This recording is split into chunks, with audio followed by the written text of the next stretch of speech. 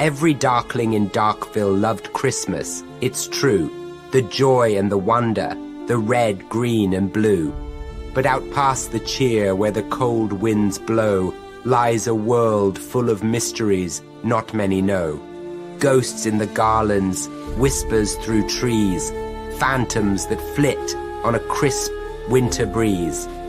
The jingle of bells, was it sleighs in the night, or spirits at play in the soft candlelight? A knock on the door, a tap on the pane. Is it Saint Nick or something arcane? Could it be Krampus with his terrible grin, or a shadowy figure come creeping in? Perhaps it's the echo of Christmases past, of laughter and love that just couldn't last. Or maybe a miracle, shining and bright, a glimpse of the divine on this magical night. So gather in close, where the firelight glows, for tales of the season that chill to your toes. From hauntings to wonders, the eerie and true, we've got the paranormal, just waiting for you. I'm your guide through this holiday show, the best in ghost stories, and the strange will bestow. So stay right here as the clock strikes its cue. I'm Dave Schrader, and this is the Paranormal 60 for you.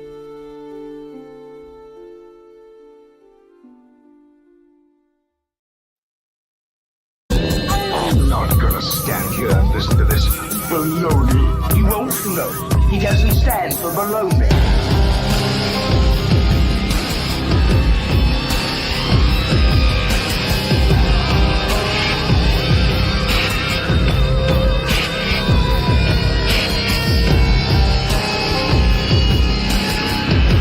Sounds like a lot of supernatural baloney to me.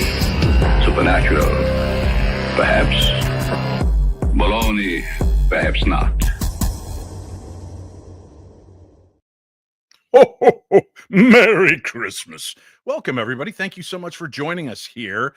You see, my green screen may not work well for my Santa cap, but I wanted to give you a little flash of beauty before we begun this evening's show.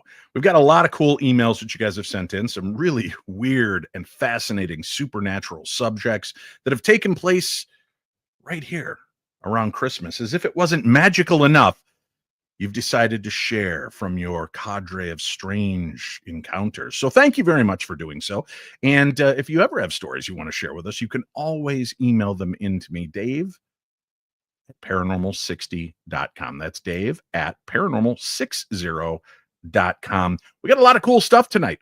We also have a brand new Christmas song that Lamone whipped up for us for the holiday spirit.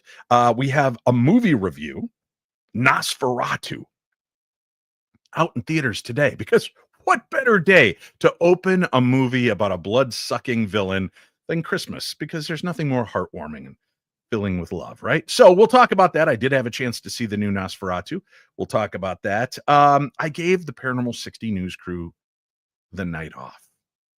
And this morning when we awoke for Christmas and we came downstairs, well, I realized that the cookies we'd left out for Santa were gone and the milk was still there, but an empty bottle of vodka was laying by the side. And I followed the cookie bits outside, and lo and behold, sleeping in my yard was our very own Sweet Tea.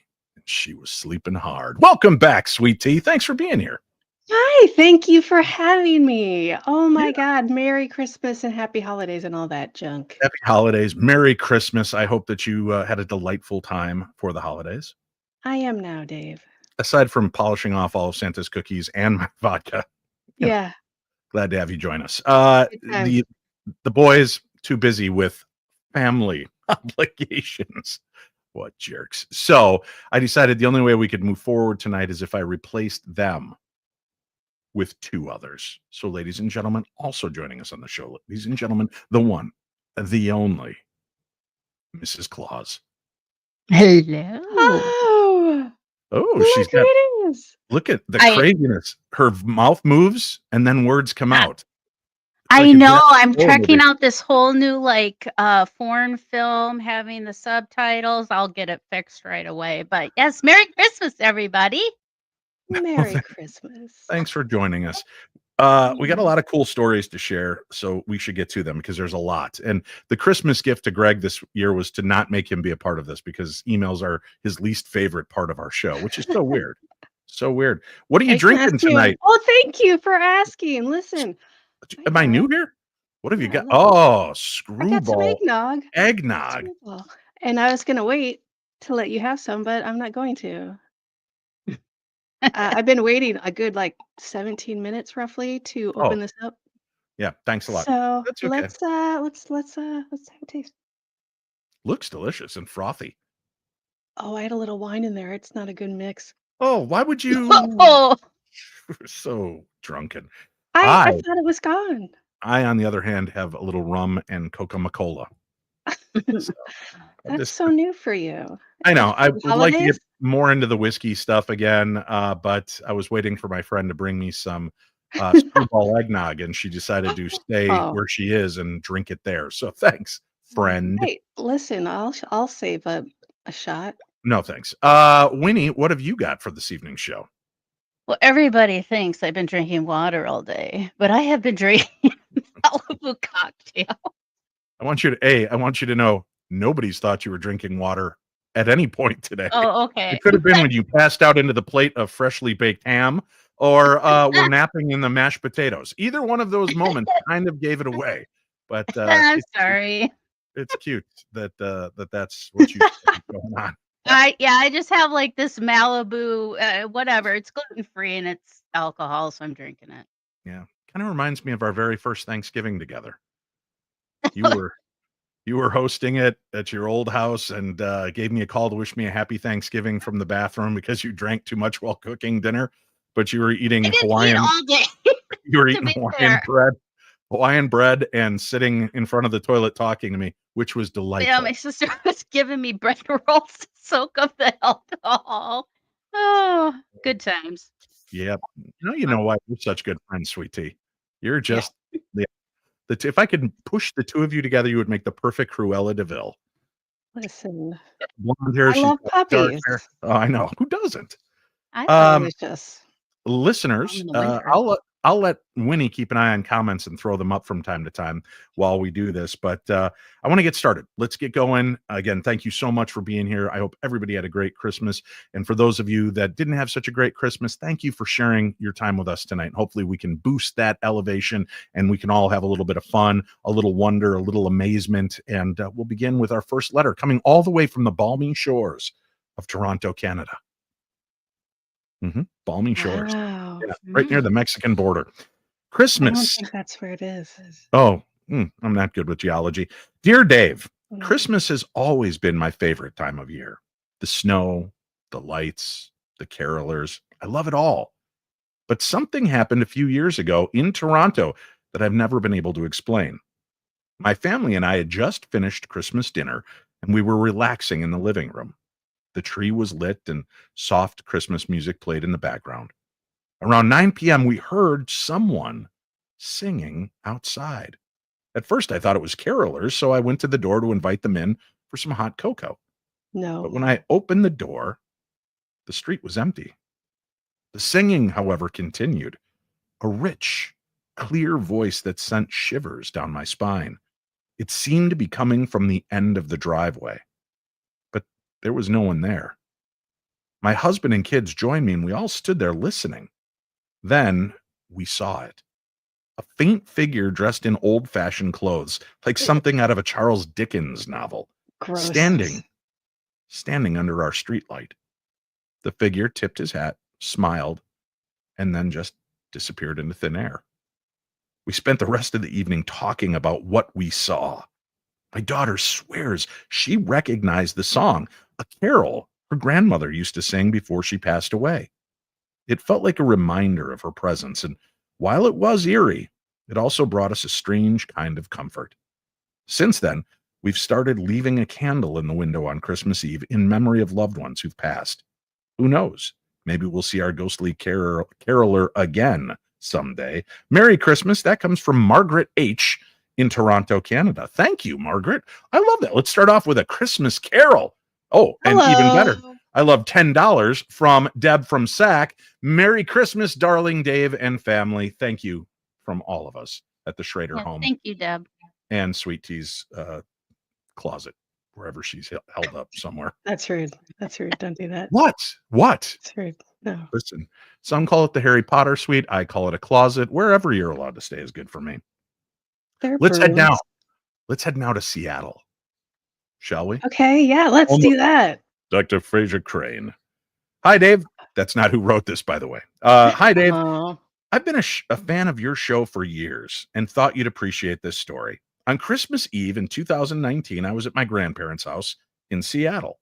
Their home is old, built in the 1920s, and it always had a bit of a creepy vibe. We'd just finished opening our Christmas Eve gifts when my sister screamed. She pointed to the hallway, and we all turned to see a shadowy figure just standing there. It was tall, human-shaped, but completely black. Like a silhouette had been cut out of thin air. My grandfather calmly said, "It's just Uncle George. He's checking in." See, apparently Uncle George was my great-great-uncle who died in the house on Christmas Eve decades ago. He's been spotted every year around this time, always just standing in the hallway. While it terrified me at first, it now became a family tradition to look for Uncle George on Christmas Eve. This year, we decided to leave a small glass of whiskey for him on the hallway table. I swear, That's if this just story ends up with you drunk underneath their hallway table, Don't worry Sweet about it, Pea, Dave. Don't worry about it. when we woke up the next morning, the glass was empty, though no one in the family had touched it. We joked about Uncle George enjoying his holiday drink, but it gave us chills nonetheless. It's strange how something so unsettling can also become a cherished part of the holidays. Thanks for the great stories. Kevin M. from Seattle. Yeah. First off, that's kind of a rude way to welcome a guest into your house, screaming at them like they're just here to enjoy the holidays with you. Rude. Well, they made up for it by leaving whiskey. That would have been good for you, right? Yes, that would have made Yeah. up for me. And it was really only one sister that screamed. Mm, Let me see. So here's people always ask me about my first paranormal experience. I've talked about my grandmother ad nauseum, but this story, which I've told before, but it does have a tie to Christmas and didn't even register to me again until just now. When I was maybe like 12 years old, 11, 12 years old, I was walking from my house to my friend Phil Spizzeri's, and it was spring or summer. It was beautiful out. And so it was, I don't know, 78, 79, 80 in that range. 19 is the that years I'm sounds talking about. great. Oh, And Wow. I had That's on amazing. my short green shorts with the white trim and my knee-high white socks with green You should band. bring that back. Yeah, oh, I'm going right? to. Where is And I that did. outfit? I think I might have had my REO Speedwagon, you can tune a piano, but you can't tune a fish t-shirt on. Mhm. Nice. And I was walking my way to Phil's house. And this was the late 70s, maybe very early 80s. We didn't have cable TV with 9 million channels. People just used to watch their neighbors. And as I passed this one house, I looked up and there was a man inside the house standing there, arms kind of behind him, military style, just looking out through the window. And he's just kind of surveying the properties. And I just kept walking. I took a few more steps and turned back to glance at him. And now he was outside of his house. So I want you to picture it. So it's this ranch style house, big picture window. Then there's a sidewalk and then there's a row of hedges. So somehow this guy made it past the window, past the sidewalk, over the hedges and through the woods to grandmama's house we go. And he's now standing in front of the row of hedges. And you take a few more steps and your brain's trying to process. And I'm like, oh, I must have just not seen that properly. He must have been outside the whole time. So I glanced back one more time. Now he's in the middle of the yard, standing there, still at attention, arms behind him, and just watching me. Now, again, there's nothing inherently creepy about what he was doing. He was just watching. But the hackles on my neck rose. And my very underdeveloped 12-year-old, 10-year-old brain was just spinning, trying to Yeah, that's understand. wild. I took one more turn and now he's maybe 4 feet away from me on the corner of his property. No, stop it. Right. You know what and when I recognize this sense is when I watched The Ring the first time, that kind of janky Yeah. movement of the ghost. Now it never moved in front of my eyes. It was more like the weeping angels from Doctor Who. So it was every time I turn around, it was closer. But I just, for some reason, when I saw the ring and the janky, creepy movements, that's how I imagined that guy shuffling through the yards. Freaked me out. Oh. I took off running like a bat out of hell. And it wasn't for a few weeks. And I was talking to friends and I'm like, dude, I saw something really weird. And they said, well, the guy that lived there had a massive heart attack on Christmas and passed away right there in front of the Christmas tree. First of all, what a bummer of a story. But that Right. made sense. So it had a tie to Christmas. And he was still watching over his house and watching over the neighborhood. And apparently the shady looking son of a bitch in an REO t-shirt. So And shorty shorts. Don't it was forget the about Get off my 70s, lawn. 80s. If I would have been wearing shorts that were longer, they'd have thrown me in the pokey because that's like prison garb. The shorter the shorts, the the more manlier the man. obvi. How Yes. do you think I ended up with 11 children? Well, I Oh, mean, I stole 3 of them I from know Winnie, this. but Yes. yeah. So that's it. That's kind of a Christmas tie. Have you ever had a weird experience around the holidays, Winnie? I One you can talk about on the show? Yes, Okay. yes. I thought it was very weird. The night my grandmother hadn't talked to her brother for over 40 years. They had a falling out, and I remember telling my grandma good night, and she's like, "Yeah," and I said, "Are you okay?" And she's like, "I just," because this was a couple years after my grandfather had passed, and she just kind of felt real lonely and melancholy around the holidays, and she was just like, "I really miss my family." And out of the blue, a half hour later, her brother Russell called out of 40 years, just called her on Christmas Eve, and they literally talked throughout the whole night till Oh, about that's awesome. 6:30 in the morning. So it was kind of like a weird kind of, I don't know, premonition type story, not being ghost-like, but I thought it was very sweet, and it's a Christmas miracle. They rekindled their relationships, and they talked up until the day they died. That's Oh. awesome. That's a good, Mhm. it's not so much paranormal, but well, I guess in a way there was a psychic connection, just like Leia and Luke Yeah. separated by hundreds of miles, and Maybe. he was calling out psychically, "Leia, hear me," and she's like, "What?" And then they connected. That's a Yeah, wonderful story. I just We thought it just was weird, just coincidental or not, but, like, out of 40 years, and the reason why they had a falling out was because it was a non-Catholic Catholic thing. But, yeah, they Those hadn't are the talked worst kind of in Catholic things when they're non-Catholic oh Catholic god. things. But, yeah, so, yeah, I thought it was just pretty cool. It was very sweet, and I really felt my grandma had some healing with it. I could tell it she had some relief from losing her husband and gaining back her brother again. Well, apparently the Bonsai Warrior thinks your story was great. Mine a little bit more depressing, but nonetheless, I already know Sweet Tea's miracle on Christmas, as she was telling me she was out ringing her bell with her empty pot, trying to raise money for her Oh, I was Salvation talking about Army something else. I was jacket, and she was that like, was "Oh, I was really wishing I could be part of your show tonight, Dave." And I'm like, don't that ain't happening."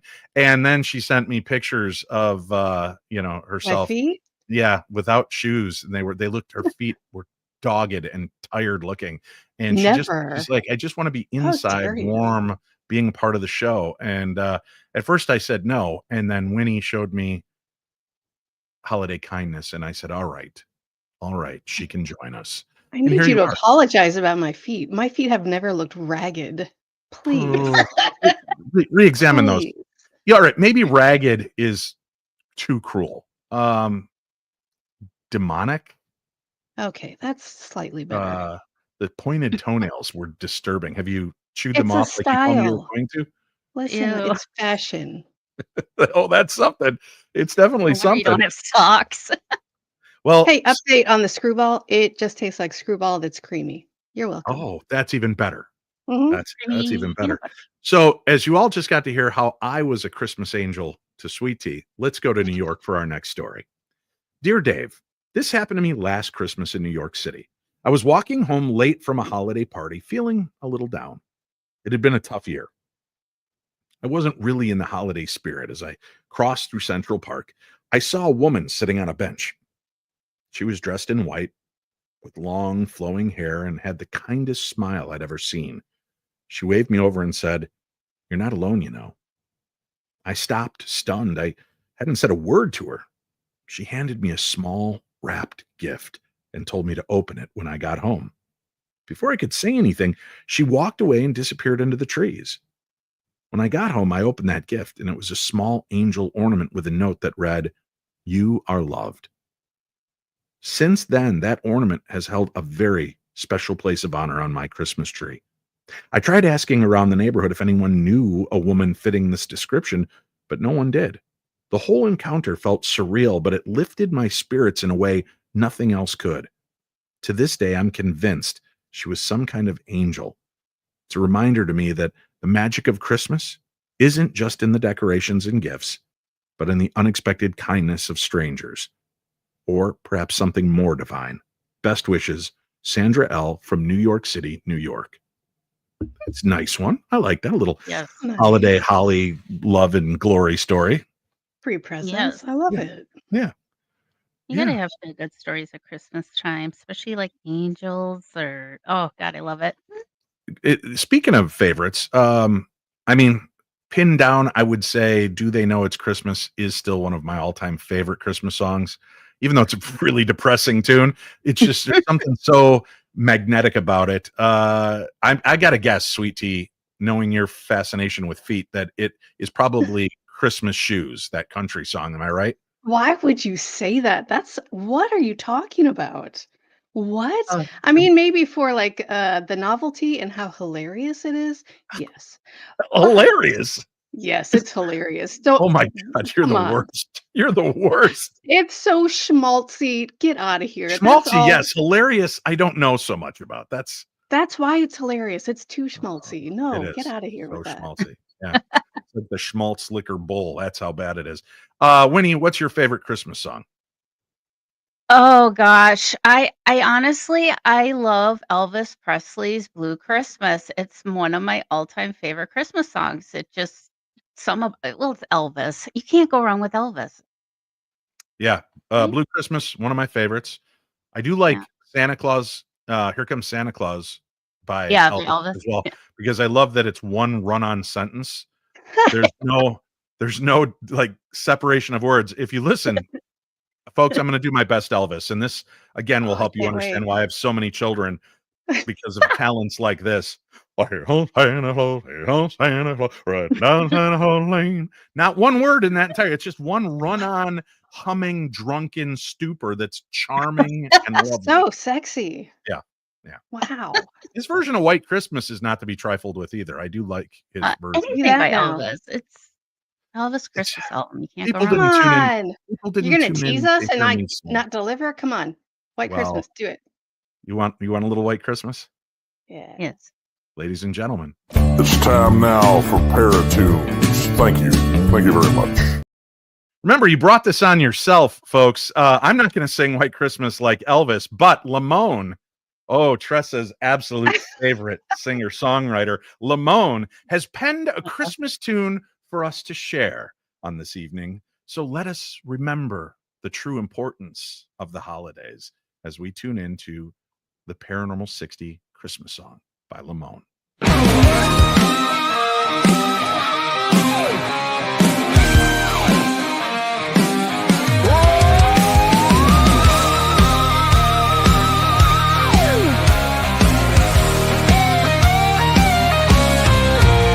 The snow is falling outside his Minnesota compound, but Dave is staying hot inside. He's got Winnie dressed up like a sexy little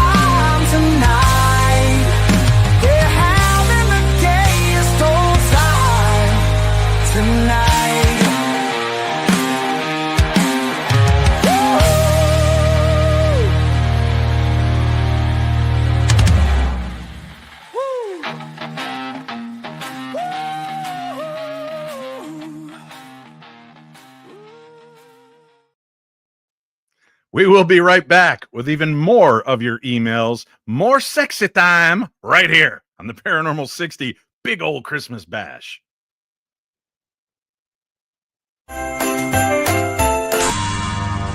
You know, the holidays aren't all joy and jingles. Behind the festive lights lies a shadowy history. In Jeff Belanger's Surviving Krampus and Other Yuletide Monsters, The Fright Before Christmas is here to unwrap the history for you. This isn't your typical Christmas story. It's a fun, fascinating, and sometimes frightening deep dive into the forgotten folklore of the season. A world where Krampus isn't just a pop culture icon, but a devilish enforcer, ready to snatch naughty children. Where trolls, witches, and the Yule Cat stalk the snowy landscapes, and St. Nicholas's heavy-handed helpers bring more punishment than presents. Explore folklore from across the globe, from the elf-like Tomten to the terrifying Grilla, who drags the misbehaved to her mountain lair. Discover why the winter solstice, the darkest time of year, has always been a season to fear. Whether you're curling up by the fire or walking alone on a cold winter's night, The Fright Before Christmas will have you questioning every shadow. It's available in hardcover, audiobook, and CD, perfect for gifting to your favorite spooky season lover. So this holiday season, add a little more fright to your festive nights. Grab your copy of The Fright Before Christmas, available wherever you buy your favorite books, because nothing says Merry Christmas like a Yule Cat ready to pounce. Merry Christmas. If you have not already purchased that book, shame on you. Go do it now. But Dave, it's not Christmas anymore. Doesn't matter. It's filled with amazing stories and folklore from around the world. So go pick up a copy right now, and remember to rate and review it. If you've already purchased that book, rate and review it. Our next story gets a little sexier. I don't know if it's quite as sexy as Lamone's story and song that he shared with us. You're pulling my sleigh tonight, are you? That's an interesting turn of phrase. Hi, Dave. I have a story that's part spooky, part hilarious. A few years ago, we spent Christmas at my aunt's house in Houston. She's a big collector of antiques, and her house is full of old stuff. On Christmas morning, we all went to check our stockings. Mine felt heavier than it should have. When I dumped it out, there was an old silver locket inside. No one in the family claimed it, and my aunt said she'd never seen it before. Later that night, we heard jingling bells upstairs. When we went to check, we found the locket on the floor in the hallway, even though I'd left it in the kitchen. My cousin joked that Santa must have bought us a haunted stocking stuffer. After the holiday, I took the locket to a jeweler who said it was from the 1800s and likely belonged to a young girl. Since I brought the locket home, strange things have started happening around Christmas. Lights flicker, ornaments fall off the tree, and one year, our Christmas lights spelled out what looked like the letter E. We think it might be the girl's initial. Despite the odd occurrences, we've grown attached to the locket and its mysterious owner. It feels like having a little ghosty guest join us for the holidays every year. And that comes from Mike T. in Houston, Texas. Thank you, Mike T. I love that, Mike T. All ghosts should bring you presents. I love that. Right? Especially haunted lockets. Yes. We can spell a letter. That's fine. I feel like for this next one, we need some sound effects. So hold on. I'm going to. Oh, no. I know. I like to incorporate it as a multimedia show. You're not doing a great job with it, though. Oh, no. Here it goes. Are What you ready? happens when I'm not producing or being his runner? The subject of the show is mysterious sleigh bells in Vermont. Let's test this. Can you hear it? A little bit. Pretty quiet, but a little bit. All right. Dear Dave, last Christmas, my family rented a cabin in Vermont to get away from the city. It was picture perfect. Snow-covered trees, a roaring fireplace, and no cell service to interrupt our family time. On Christmas Eve, we were sitting by the fire when we heard sleigh bells outside. My kids got excited, thinking it was Santa, but when we looked out the window, there was nothing but snow and darkness. The bells continued moving around the cabin, and we even heard what sounded like faint hoofbeats on the roof. Oh, Said Santa. Could you hear that, or am I just beating my chest for no reason? I'm trying. Both. Yeah. Both. Yeah. Let's see. The bells continued moving around the cabin. We even heard what sounded like faint hoofbeats on the roof.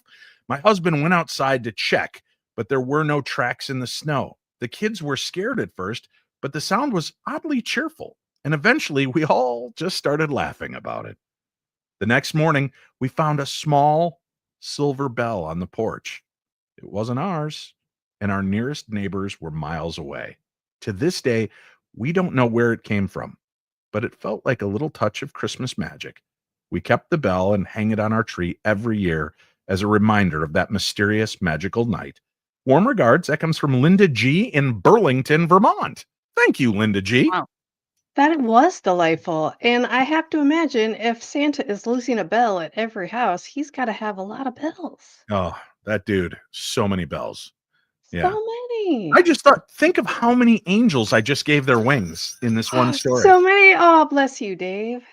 No, I think Krampus got his wings. Yeah. I don't think that's how it works. Well, according to Bonsai Warrior, it does. Oh, all right. Good gosh. Came in hot. All right. Here we go. Dear Dave, Christmas is a huge deal in my neighborhood in Chicago, oddly enough, where Sweet Tea lives. Every year we have a friendly competition to see who can put up the best light display. Last year, I decided to outdo everyone with a synchronized light show set to music. I worked on it for weeks, testing everything, making sure it was perfect. On Christmas Eve, I turned it on for the big reveal, and it was incredible at first. About 5 minutes into the show, the lights started blinking in random patterns that didn't match the music. Then they all turned red and began flashing so fast that it looked like an emergency warning. My wife joked that our house was being haunted by the ghost of Christmas lights. I went outside to check the control box, but everything looked fine. As I was standing there, I heard a deep, guttural laugh behind me. I turned around, but there was nobody there. The lights stayed red for the rest of the night, no matter what I did.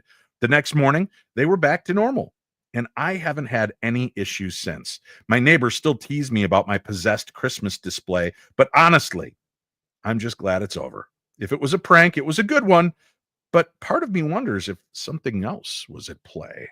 And that's from Tom R. in Chicago. I was kind of worried that it was going to be from Chevy Chase's character when I started hearing that he put up all the displays. Yeah, Clark. Yeah. I thought for sure it was going to be signed Clark G from Illinois, but instead it was Tom R. Thank you, Tom, for sharing your story.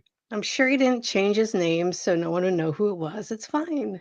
You know what lights I miss most? Oh, thank you, Carrie Lawson. 20. Did I say that right? Yeah, Carrie Lawson. $20. Merry Christmas, Schraders and Sweet Tea on a rare night off from teaching karate. Well, Carrie, thank you for teaching karate and for sharing your $20.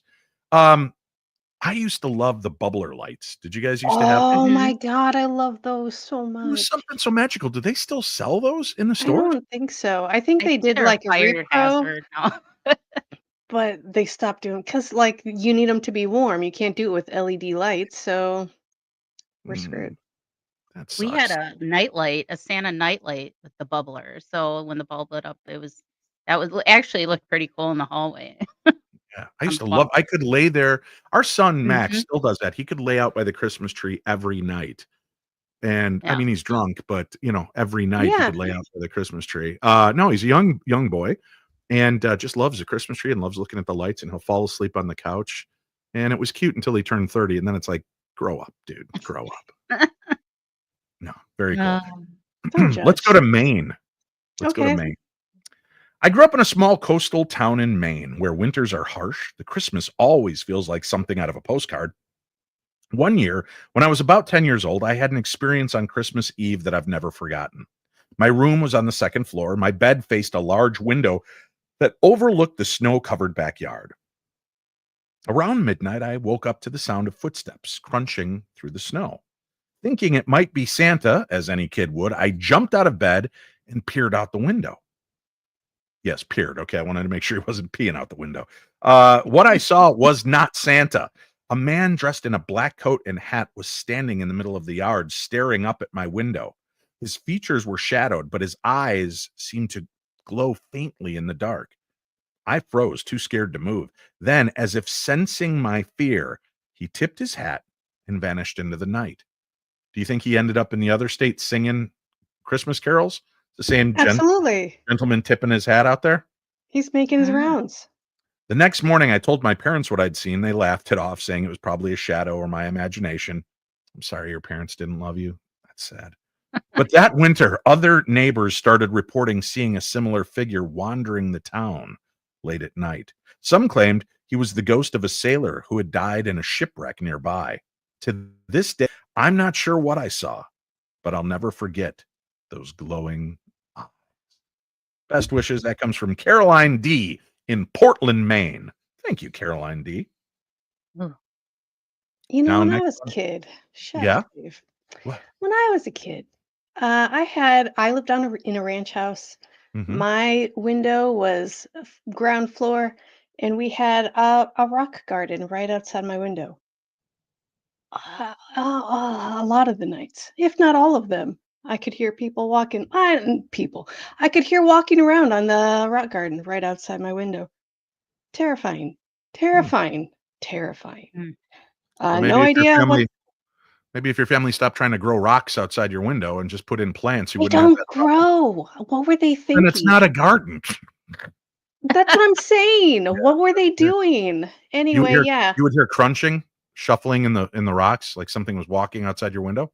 Yes, it was not an animal. It was a large thing that was walking in rocks because it's lava rocks. You can hear those really well. Oh, They're yeah, really loud. and It crunchy. was Yeah. terrifying. Hmm. So yeah, Hat Man probably. Yep. Yeah, that's what it sounds like. Uh, Dear Dave, this one comes to us from Pennsylvania. Growing up in the rural outskirts of Pennsylvania, Christmas was always a quiet affair. We lived near an old defunct railway line that hadn't been used in decades. Yet there was a persistent legend in the area about the Christmas ghost train. Supposedly, every Christmas Eve, a ghostly train would roll down the tracks, complete with lights, music, and the sound of steam engines. No one had seen it for years, so most people assumed it was just an old folktale. Last year, my brother and I decided to investigate. Armed with flashlights, we hiked out to the tracks late on Christmas Eve. It was freezing cold, and the snow muffled every sound. Around midnight, we heard the faint whistle of a train in the distance. At first, we thought this is just our imagination, but then we saw it. A glowing train, its windows illuminated with warm light, chugging silently down the old tracks. As it passed, we could see passengers inside, dressed in old fashioned clothes, laughing and singing. The entire scene was bathed in this ethereal glow. And as quickly as it appeared, it vanished into the night. We were stunned. When we told our parents, they just smiled knowingly and said, maybe you've been added to the list of believers. Now, every Christmas Eve, we listen for that whistle, hoping to catch another glimpse of the Christmas ghost train. Warm wishes. That comes from Paul H. in Harrisburg, Pennsylvania. I'd love to. Has anybody else seen that in Harrisburg, Pennsylvania? You can always email me, Dave at paranormal60.com. Yeah, Lisa Burgess says, sounds like the Polar Yeah. Express. I know, I was gonna say the same thing. I'm like, I hope that train had, like, hot cocoa and and stuff like that, and You got to Tom back off Hanks your singing. microphone about 2 inches because you're coming in hot, sister. Okay. Coming in hot.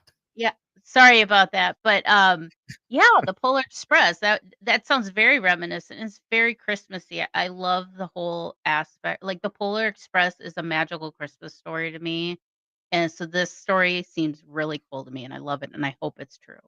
Hey, sweetie, Magical with them. What? when she's drinking, everything's magical and Christmassy, even in July. Aw, It's really that's charming. Yeah. nice. Uh-huh. I'm sorry. What were you Ma saying? Magical Polar Mhm. Express. Terrifying animation. Also, hey, good job on rural, Dave. Thank you. That's great. Yeah, it was a little stuffy. I can rural Pennsylvania rural area. All right. Dear Dave, a few years ago, I received a beautiful antique snow globe from my grandmother as a Christmas gift. She told me it had been in the family for generations and that it was special. At first, I didn't think much of it, but strange things started happening whenever I shook the globe.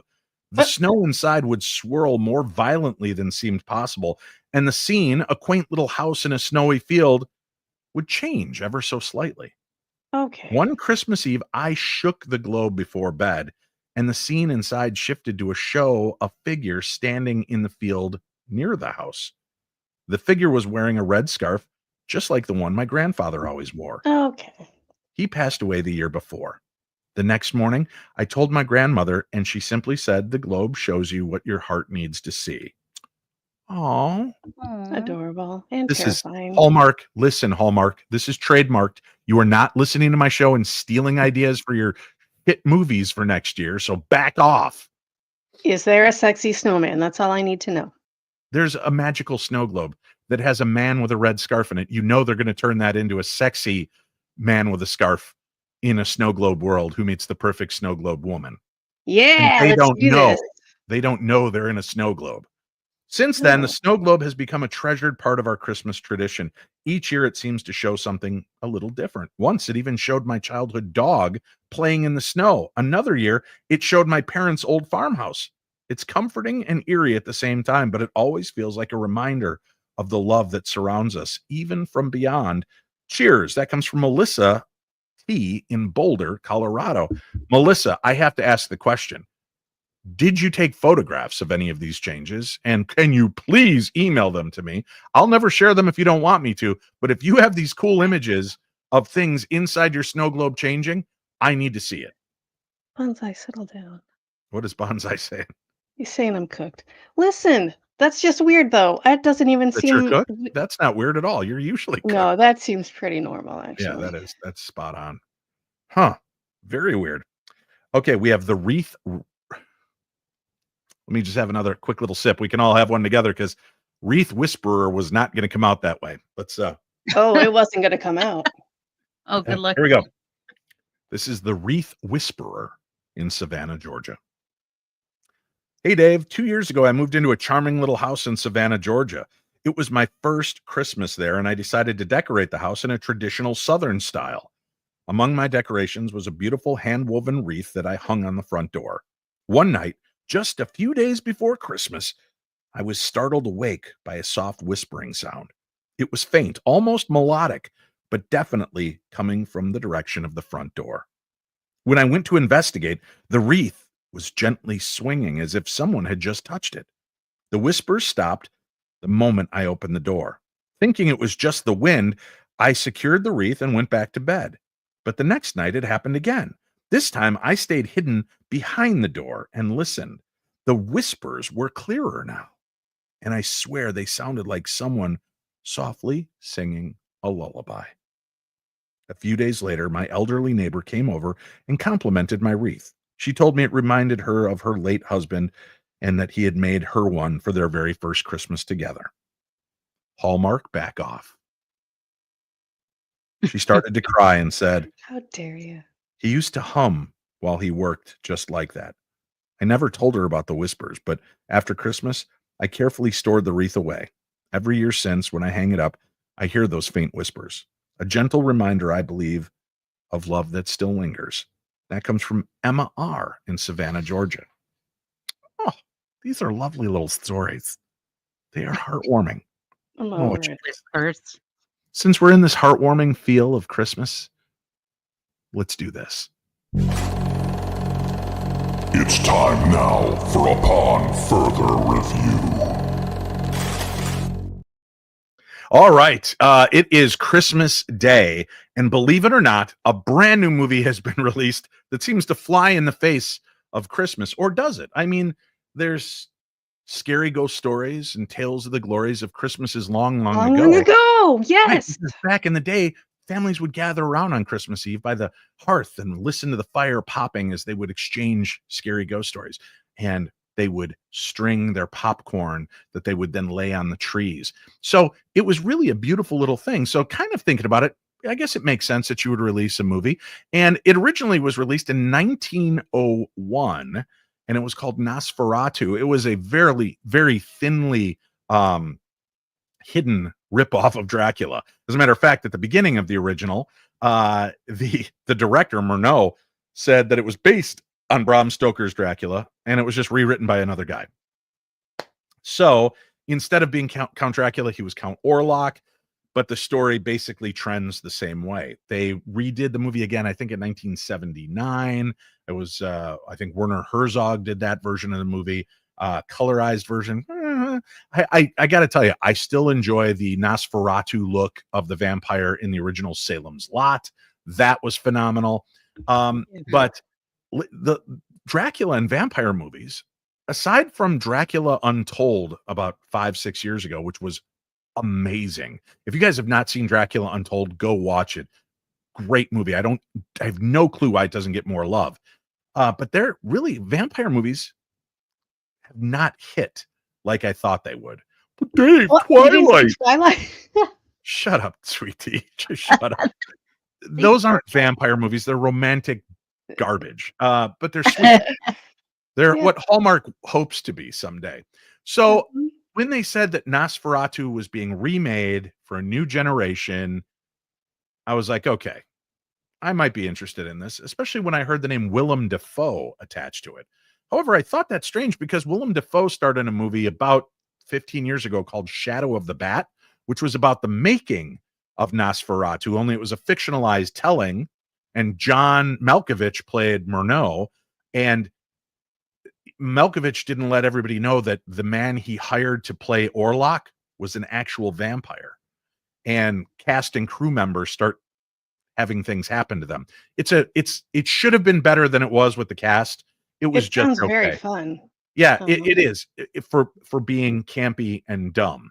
But his version of Nosferatu is terrifying to me. He had it so well done. The pinched face, the rat teeth, the pointy ears, the tufts of hair, the long fingers and nails. So Willem Dafoe nailed it. And then I'm like, oh, so this time he's going to be playing the Dr. Van Helsing character in the movie. Interesting. And then about a year ago, Renfield, the movie came out, which was a comedy starring Nicholas Hoult as Renfield and Nicolas Cage as Dracula. And I went into that movie expecting to hate it, and I really enjoyed it. I thought it was funny, clever, sweet. It was a good little movie. But Nicholas Hoult, bananas. Yeah, Nicholas Hoult is in this movie playing Jonathan Harker instead of Renfield this time. Now, these aren't the real names. I don't remember the names of the remake, but they went back to the Orlok story for this Nosferatu. It is out in theaters today. Nosferatu released nationwide Christmas Day 2024, not 2025. My graphic artist is going to get fired after the show. Don't worry about it. But it is a great movie. Gothic, well acted, well directed. The cinematography is great. And I would say, and Winnie, maybe you could back me on this, I think it's like 90% practical effects.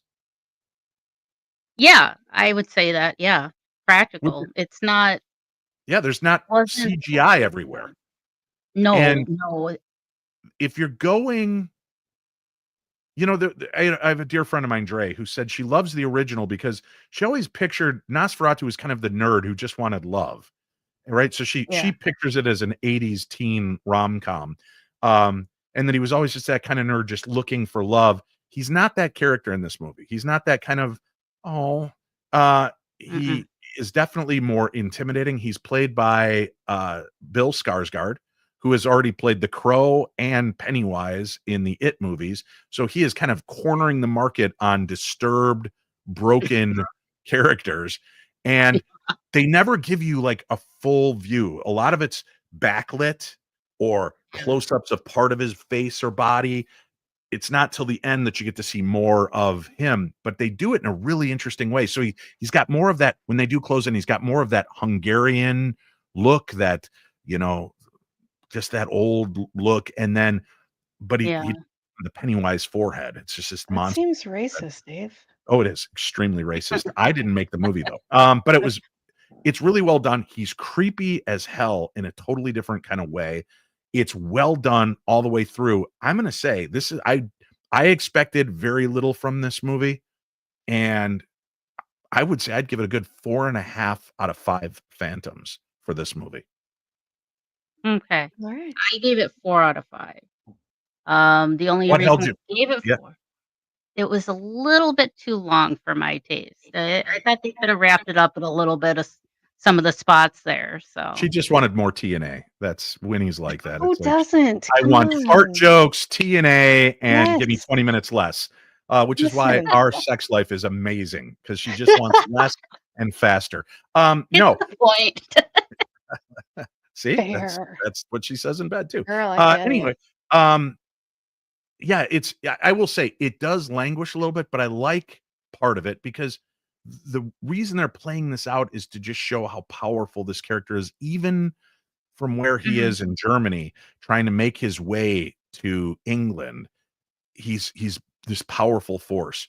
So Mhm. again, really good. The other movie that I think really flopped horribly in the theaters, but was amazing, is The Last Voyage of the Demeter, which is like one chapter from the Dracula book. It's the journey when Dracula is put aboard the Demeter and it's heading on its way from Transylvania to England, and it's what happens to the cast and crew aboard the ship.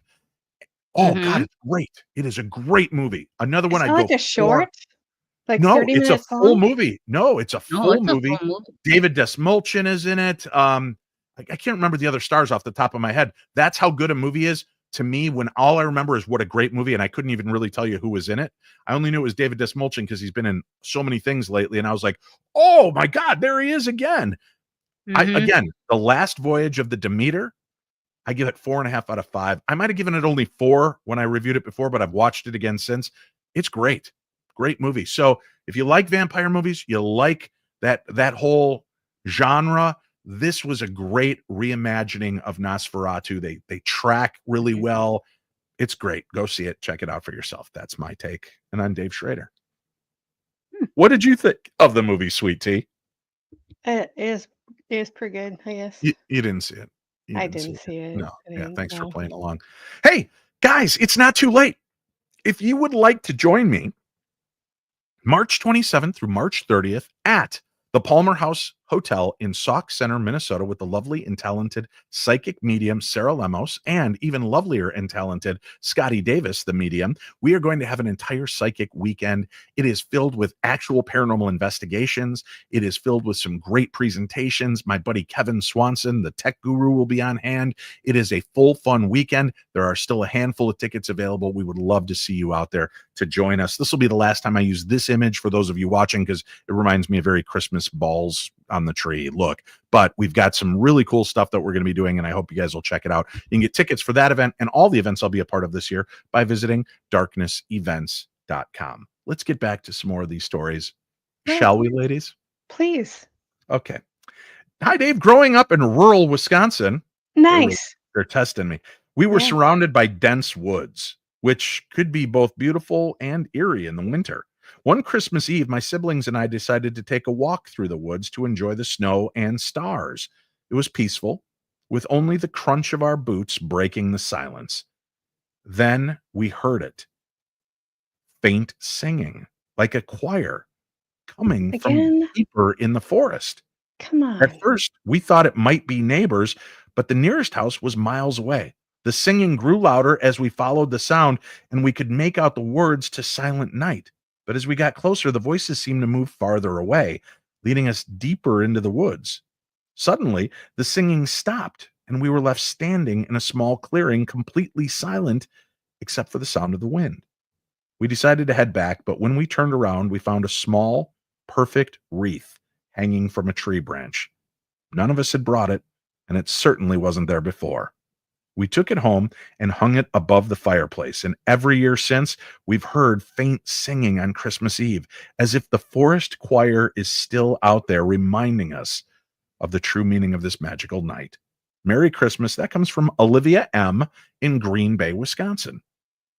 I'm not as dismissive and rude as Sweet Tea when it comes to reading your stories, and I'm sorry for her constant need to. Oh, really? Again? Another joyful song story? No, I'm Oh, saying it's creepy and I don't like it. I don't like songs from singers and voices. Ugh. look, I want everyone to know that a big secret of Sweet Tea's life is she used to Not be a so singer secret. in a band, Oh, and for her to say that she doesn't is. like singers, it's hateful. Well, to be fair, I barely sang. It was not singing what I was Oh, you're doing. right. That is Thank very you. fair. You Thank barely you. sing. Yeah. Thank Yeah. you. Uh-huh. You know, with Christmas here, though, I'm often reminded that sometimes it's better to give than it is to receive. And I have a really interesting idea for you. And it doesn't have to end just with Christmas Eve. This is something that will continue through to December 31st. So if you're looking for just the perfect thing to do for somebody for the holidays, you might consider this.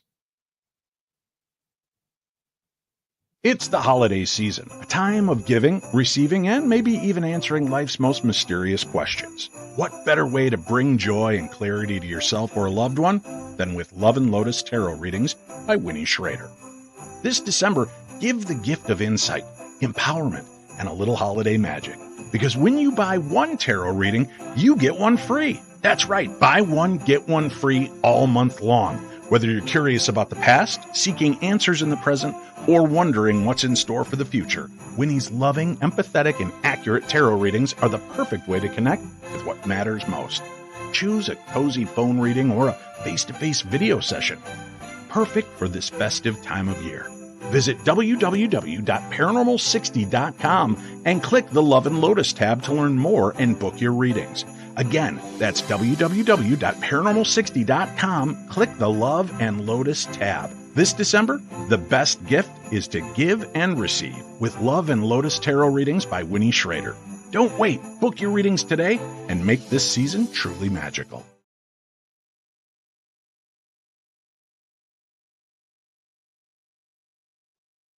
Did you know that radio just got a little extraterrestrial?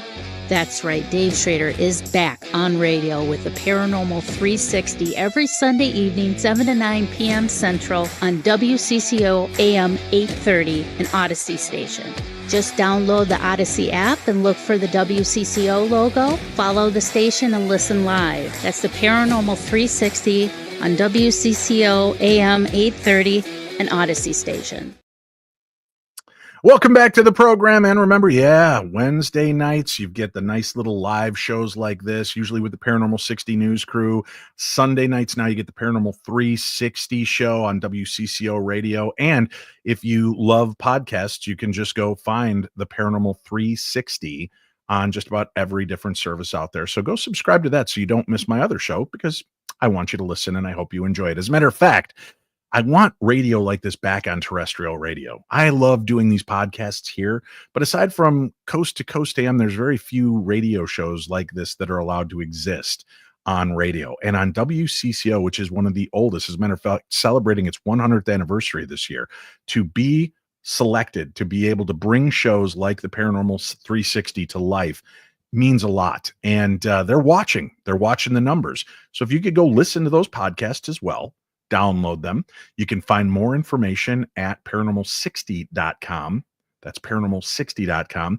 And you can find ways to listen to Paranormal 360 and which services it's on. But please remember, Paranormal 360.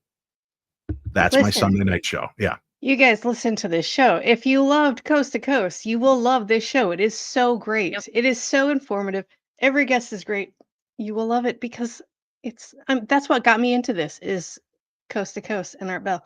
Same thing. It's just as good. Go listen. Just as good. Listen. And this Sunday night, we have UFOs versus the military. We've got some actual interesting, fascinating stories we're going to hear about UFOs and their interactions with the military. So that's Sunday night on WCCO. Dave, last Christmas, I gave you my heart. No. Last Christmas, my best friend gave me an ornate antique mirror as a gift. Oh, this is good because I just bought an antique ornate mirror for Sweet Tea and gave it to her a couple weeks ago. So, cool. This is going to be a great story then. Yeah. And everything works out really well, right? She found it at a local thrift store, check, and thought it would look just great in my Victorian style home. I hung it in my hallway and didn't think much of it until Christmas Eve when I noticed something strange. As I walked past the mirror, I saw a shadowy figure standing behind me. Startled, I turned around, but no one was there. Over the next few days, my family started noticing things too. Reflections in the mirrors didn't always match reality. Once, my daughter swore she saw a woman in the mirror wearing a long dress, even though she was alone in the hallway. Another time, I saw what looked like a flicker of candlelight in the reflection through the hallway, even though the hallway lights were off. On Christmas morning, we found a note stuck to the edge of the mirror that hadn't been there before. It simply read, Thank you for letting me share your holiday. Shut up. None of us wrote it, and the handwriting didn't match anyone in the family. We decided to take the mirror down and store it in the attic. But every Christmas season since, we've heard faint laughter near the spot where it used to hang. It's spooky, but it's almost become a part of our holiday tradition. Best regards, Tina M. from Salem, Oregon. So part of your holiday tradition is just leaving the haunted mirror in the attic by itself? Yeah, enjoy our attic now, dum-dums. They What? like No. they liked you. They wrote you a message. They're like, this meant something to us. And they're all looking at you through the other side, and you're like, up to the attic with you. Oh, I'm so glad you enjoyed your time with us. Goodbye forever. No, Now- thank you. Listen, Tina M., thank you for sending in the story. It's a great little story. I enjoy your encounter. Us picking on you. If you watch the show, you know that it's because we love you. Do you know Yes, that and there to have be been fair, I would do the episodes? same. Right. I've done episodes in the past where I've read letters and I've burst into laughter. We had one woman who was telling this creepy story about something, and something climbed in the bed with her. And at first it felt like old hands, like her grandfather. And when she said, who is it? What's there? It was the dog. And I'm like, did it say that? Did it go, nothing to worry about, just me, the dog? Right? But we were laughing. She was so offended and hurt. And I never meant to make you feel bad. That story still means something in my heart. I love that story. But sometimes you have to see the absurdity in these tales. That's why we have fun on the show. We tell the stories, we share your stories, and we share the laughs sometimes behind them. All right. Look at all the great people seen the joining show, us right? tonight. We have a lot of people that are watching tonight, and I'm hoping some of you for the first time will come back and visit us Monday and Wednesday nights live right here on the YouTubes. You'll also see me streaming it on Facebook and X and the Instagram account. And even though the show is called The Paranormal 60, I'm not 60 years old. I wanted it to be a quick, concise 60-minute show that every Wednesday goes Good job. because we have so much fun. So these are our director's cuts episodes that go a little over. And with your permission, I've got about, it looks like maybe 7, 8 little short emails left. I'd like to power through them. Let's do if you it. guys don't mind. Yeah, let's do this. Here we go to Kentucky. Hi, Dave. My grandma had a porcelain doll collection, and while most of them stayed in her Absolutely display not. Straight up, right at the front. Nope. That's Porcelain true. doll. Nope. You're out. You're tapping? Nope. While Nope. most of them stayed in her display case, there was one she always brought out for Christmas. The doll was dressed like a little Victorian girl with a green holiday dress and golden ringlets. Grandma called her Clara, and she said the doll had been a gift to her mother many years ago. I always thought Clara was creepy, but she was part of our Christmas tradition. One Christmas Eve, after everyone had gone to bed, I heard a sound that chilled me to the bone. Laughter. First of all, it's sad that somebody laughing makes you, this is horrifying. Listen, I get you laughing and I hear that and it does chill me to the bone. So I get it. That kind of laughter? Or is it just pure laughter? It's just whenever you laugh because I know it's at my expense. That is true. All right, here we go. One Christmas Eve, after everyone had gone to bed, I heard a sound that chilled me to the bone. Laughter. At first, I thought it was one of my cousins, but it wasn't coming from the bedrooms. It was coming from the living room, where Clara sat on a chair near the tree. The laugh was soft but unmistakable, and when I went to check, the doll was tilted, as though it had been moved and was looking at the tree. I woke Grandma and told her what had happened. She didn't seem surprised. She told me that Clara had always been special and that her mother believed the doll had a life of its own.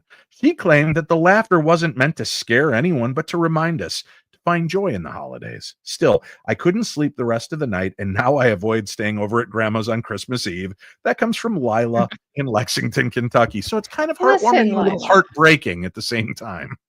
It's fine. No. You hear creepy voices laughing in the middle of the night. It's just a reminder of joy. It's not No. going to eat you. It's fine. Ho, ho, ho, Mary. I'd be Get kicking that thing outta like here. it's an onside kick and watch the men tear it apart. No. No, Outta no, here. no. Creepy doll, no. Ooh, this one comes from Montana. You know, I got to spend 3.5 months of my life in Montana one night, doing the Devil's Perch. If you haven't seen Ghost of Devil's Perch TV show, go check it out. It's on Max streaming service and Discovery Plus. Sometimes they rerun it on the Travel Channel. But Montana is crazy. Why? Were It's you in haunted. it or something? Yes, I was. As a matter of fact, I was the Oh, lead investigator, and I also that's portrayed one of the exciting. can dancers. Good for you. Thank That's really exciting. They heard about my short shorts and my long green socks, and they're like, We all "Would have. would you wanna dance?" And I'm like, "Who wouldn't?" Dear Yeah. Dave, I live in a small town in Montana where winter storms can be brutal, especially around Christmas. A few years ago on Christmas Eve, my family and I were snowed in. The roads were completely impassable, and the power had gone out. We gathered around the fireplace, trying to make the best of it, when there was a knock at the door. We weren't expecting anyone, especially not in that weather. When we opened the door, a man stood there wrapped in a heavy coat and scarf. He had the kindest eyes and introduced himself as Nick. He said his car had broken down and asked if he could warm up for a bit. Of course, we let him in. He sat us by the fire, sharing stories and even singing a few Christmas carols. At one point, he told my youngest son to check his stocking. We hadn't filled the stockings, but when my son looked, there was a small wrapped present inside. It was a toy train, exactly like the one my son had asked Santa for, but we couldn't afford. We were stunned. When we turned to thank Nick, he was gone. The storm had eased. There were no footprints in the snow leading to or away from our home. To this day, we have no explanation, but every Christmas we leave an extra stocking by the fire just in case Nick decides to visit again. You are so greedy, Laura. So now that you've been visited, you leave an extra stocking so you can get more gifts? Let's go. And also, Fair and I would do the same. Yeah, that's Laura in Missoula, Montana. That's a neat story. Oh, I mean. so on holidays, obviously Christmas Eve, Santa's way too busy. So it was always one of my uncles dressed up as Santa Claus, right? Who would come down the stairs and jingle his bag. And it was so bad, especially when they asked my uncle Bob, who looked like Felix Unger from the Odd Couple TV show. He was skinny as a rail, very proper looking. So the hat didn't fit right. It was always his Christmas hat fit like this. For those of you watching the show, his Christmas hat was always like this, hanging down. His beard, you could see the loops. It was just poor management on their part. We had a fat grandpa. Why he couldn't just always be Santa, I don't know. But I guess they wanted to spread the wealth. So my uncle's walking down the stairs and he trips in his boots. Pow, falls down the stairs, cursing a blue streak. It's like this belonged in the movie A Christmas Story. But that the veneer was off that facade for years afterwards. We always knew it was one of our dumb uncles or one of our dads stepping in, except for 1 year. And I always tell the story. I love this because it's still, how weird is this? It still holds a place in my heart.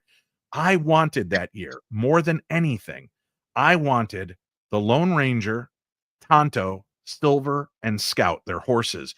And they used to make these great, like 12, 14-inch tall action figures that were like big G.I. Joes. Had a removable mask. I loved the Lone Ranger. I can't even begin to tell you how much I loved the Lone Ranger. That was my dad and my jam. Every Sunday morning, I think it was on WGN, we would get up.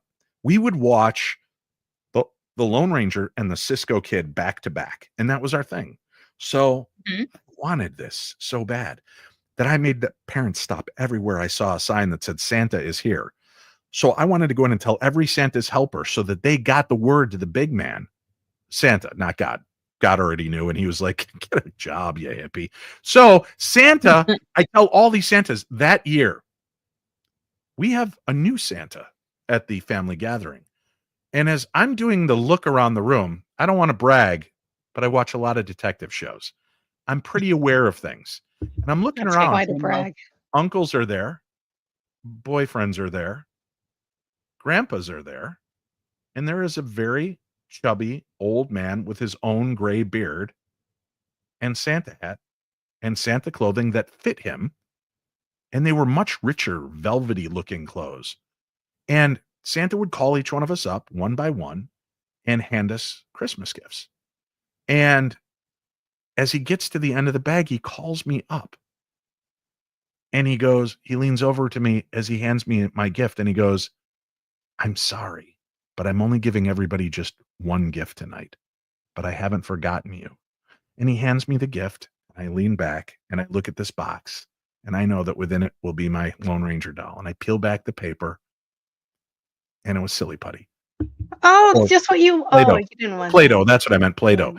That shows where my affliction for snorting Play-Doh came from. Thanks, Santa. Oh, is that? Oh, I was so pissed off at Santa. yeah. I'm like, other kids got kick-ass toys. I got Play-Doh, a big vat of Play-Doh, like an 8-pack of Play-Doh. I'm expecting the Lone Ranger. The next morning, I wake up, all other presents are pushed aside by the tree. There in front of the tree are 2 matching boxes on one side, 2 bigger matching boxes on the other. Now, I was not one of those kids that drove my parents crazy. I got home at like 1:00 in the morning on Christmas morning or Christmas Eve from the party. My dad would carry me and put me in bed. I wouldn't wake up until my father had lifted me up, carried me upstairs, put me in front of the tree, shoved a gift in my hand, and forced me to open it. I was not the kid. I'm still not that kid. I don't want to get up in the morning. I want to sleep. So my dad takes me up and I see these gifts, but something sparks in me. And I run over to the tree and I open it up. And there's the Lone Ranger. And there's Tonto. And there's Scout. And there's Silver. All by the Gabriel Company. Beautiful toys. Exactly what I wanted. And my mom says, "Why do you look so surprised?" I said, "Last night, the real Santa gave me fucking Play-Doh, Mom. And this Santa..." And she said, "But what did he tell you?" And I said, "He told me he could only give me one gift, but he wouldn't forget about me." And she goes, "So what are you so mad about?" And I go, "I really wanted Lone Ranger last night, Mom." Because I've been a dick since a childhood. I'm still a dick as an adult, but That checks out. nonetheless, I got the doll. Santa heard me. I love Santa. Apparently, Santa loves me. All's forgiven. He's continued to leave beautiful gifts under my tree every year. And Really? my kids have approached me and they're like, they get to that age. What's maybe 5th grade, maybe 6th, if you're really lucky, before they start poking and questioning things. I mean, my kids were pretty smart, right? They realize, I think if I start asking too many questions, things are going to change and I'm not going to like that. And I remember my son comes up to me, Linus. He's about 10 years old, maybe 11. He goes, "So Dad, I heard something interesting at school today from my friends." I'm like, "What's that?" He goes, "They tried to tell me there is no Santa Claus. What do you think of that, Dad?" And I said, "Really? How do you feel about that?" And he goes, "I don't know, Dad. Are you Santa Claus?" I go, "I work for a living, son. How could I be Santa Claus? I can't go deliver gifts to everybody around the world." And he goes, "No, Dad. I mean, are you just writing Santa on the packages?" I go, "First of all, does the handwriting look like mine?" He goes, "No, it's fancy." And I'm like, "Okay. Second of all, how do you think I can afford all the presents for you and then all the presents Santa brings you?" And he starts to look and he scratches his head and his chin a little bit at me. And I said, "Besides, the one thing I've learned is the moment you stop believing in the magic stops visiting." So Is that true? I still get gifts under the tree from Santa every year. And I believe in Santa. So there you go. So kids, if you're listening and you're wondering, am I a nerd to believe in Santa? Are you a nerd to believe in magic? Are you a nerd to play Pokemon Go?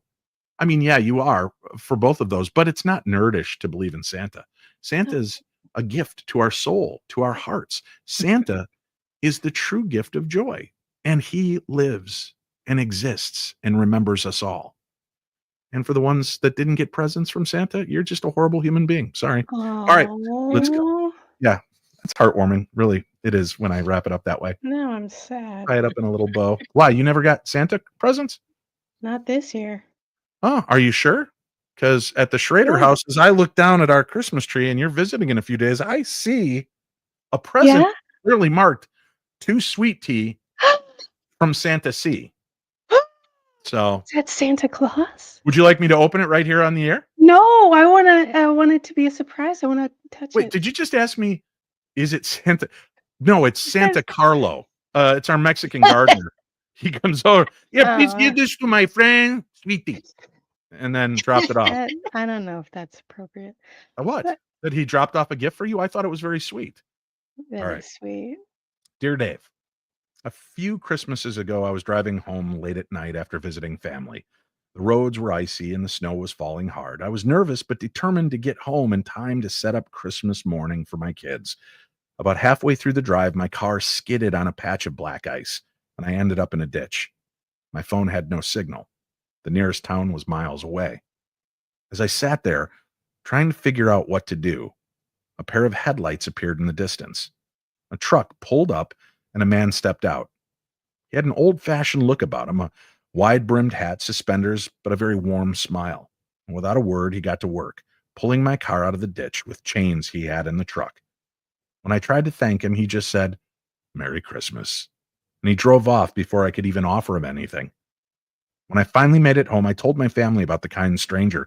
My grandfather's face went pale. He pulled out an old photo of his father who had passed away decades ago. It was the man who had helped me. It was his truck. I still can't explain it, but I know I was saved that night by someone watching over me. Merry Christmas to all from Aaron G. in Cheyenne, Wyoming.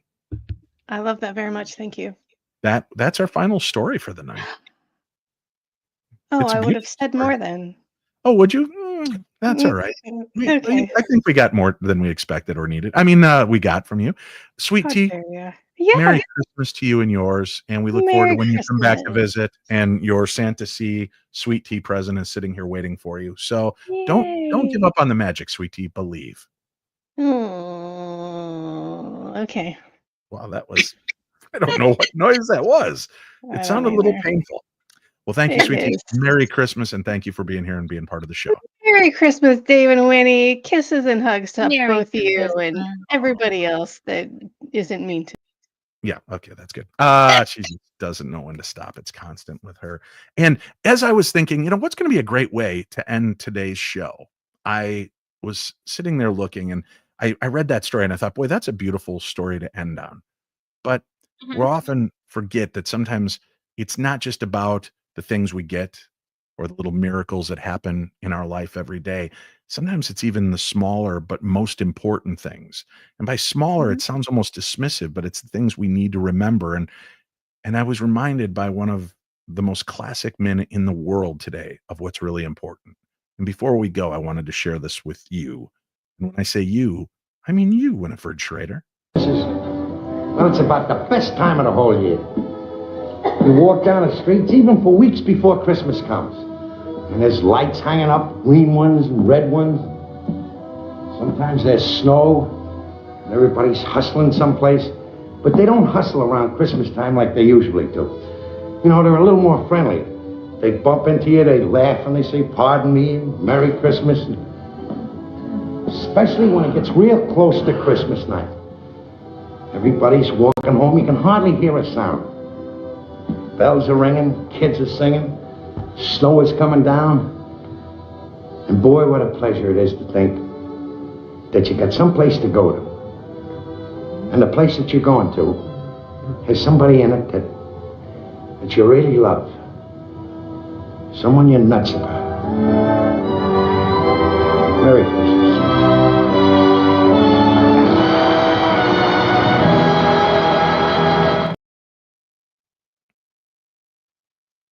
'Twas the end of the podcast, and all through the air, not a listener was silent. They hung on with care. The stories were spooky, the mysteries grand, from ghostly old legends to shadows firsthand. The tree lights still twinkle, the fire burns bright. But the tales that we've shared may haunt you tonight. As the cold winter wraps the world in its chill, we leave you with questions that linger and thrill.